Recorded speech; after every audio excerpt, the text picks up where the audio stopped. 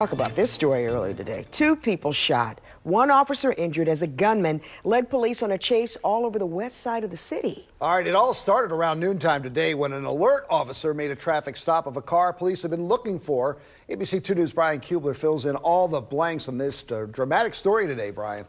Jamie, police have yet to release his name, but they say the suspect is 30 years old and was wanted for 2 shootings before this random shooting spree he started today. Police were looking for this car in connection with a triple shooting last night that killed 1 person. They found it in the Northwest District, but the suspect sped off, starting a chase that went from northwest to southwest Baltimore and back again.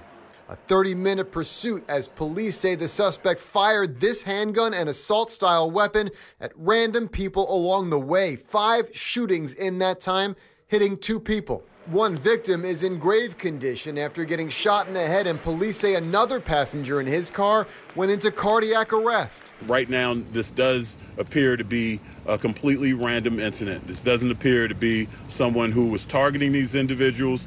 Again, he did this while police were pursuing him, and we are really fortunate that this wasn't worse. While that statement may not fit into a story that includes a random shooting spree through the near entire west side of this city, police were referring to the fact that the snow forced schools to close early today, and this suspect was stopped by Mondawmin Mall just minutes before buses started dropping off children.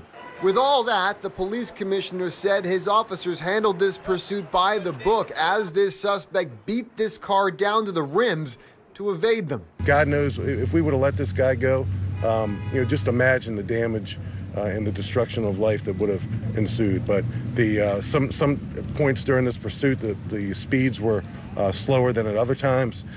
This guy's obviously got significant issues. I have no idea what they are right now, but I'm just glad he's in a pair of handcuffs. Still, tonight there are at least 2 citizens in the hospital with gunshot wounds and 1 officer with a serious leg injury.